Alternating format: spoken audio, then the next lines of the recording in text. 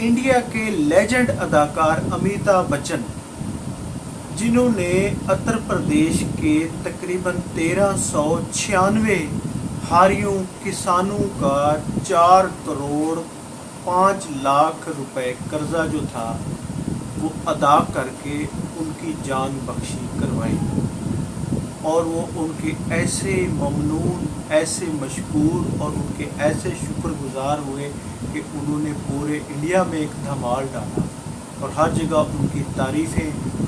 अमिताभ बच्चन और उसकी बेटी, ये उत्तर प्रदेश का वाक़या है।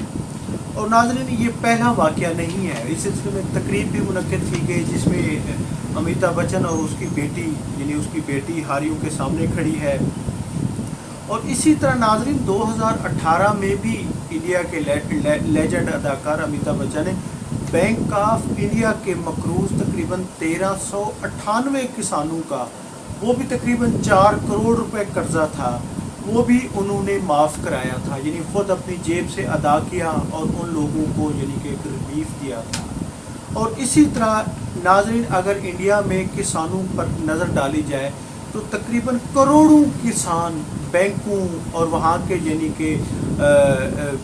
मुख्तलिफ के साहिब सरवत लोगों के, मुख्तलिफ सेठों के कर्ज तले दबे हुए हैं।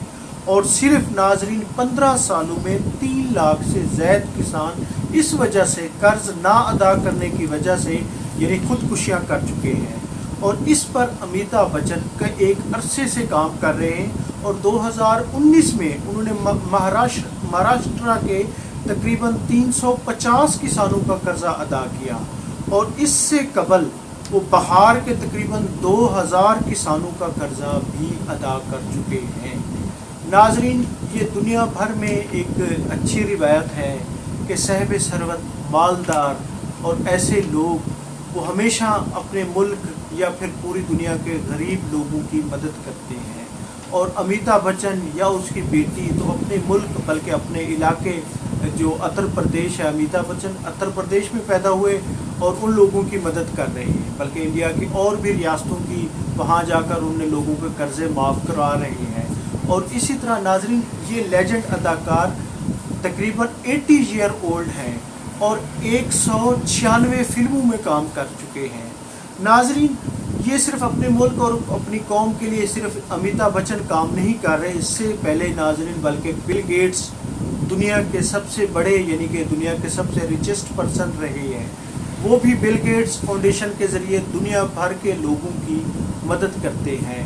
और इसी तरह न सिर्फ बिल गेट्स बल्कि दुनिया के कई और इसी तरह के उमरा हैं जो हमेशा जिन्होंने अपनी फाउंडेशन के ज़रिए मुख्तलिफ कि अपने NGOs के ज़रिए वो हमेशा गरीबों की, मसाकीन की मदद करते रहते हैं।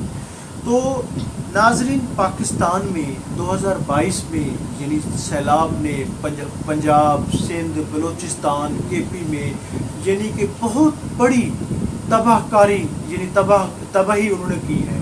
और अब तक सिंध में, जनूबी पंजाब में उसके असरात बाकी हैं।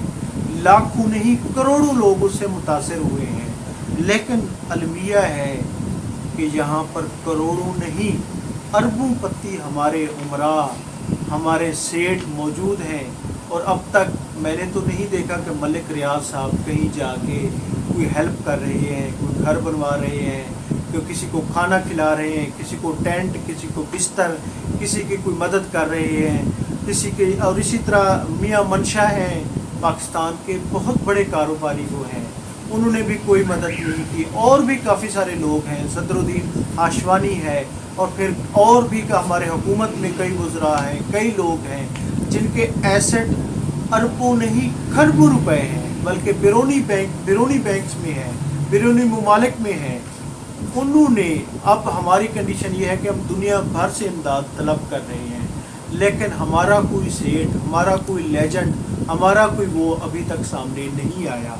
जिस तरह अमिताभ बच्चन ने अपने ही मुल्क के हारियों किसानों को कि उनके कर्ज से उनकी, हालांकि वो लोग खुदकुशियाँ कर रहे हैं। इंडिया में बहुत ज़्यादा गुर्बत है, भारत में कि हमसे गुर्बत में जो उनकी रेशो है लकीर से नीचे बहुत ज़्यादा लोग हैं, लेकिन अमिताभ बच्चन इस हवाले से बहुत ज़्यादा वर्क कर रहे हैं। تو ناظرین ہمارے بھی سیٹھوں کو، ہمارے بھی عمراء کو، ہمارے بھی ان لوگوں کو سیلاب کی صورتحال میں مدد کرنی چاہیے، تاکہ یہ ہے کہ یہ صورتحال، یہ مشکل حالات کم ہوں۔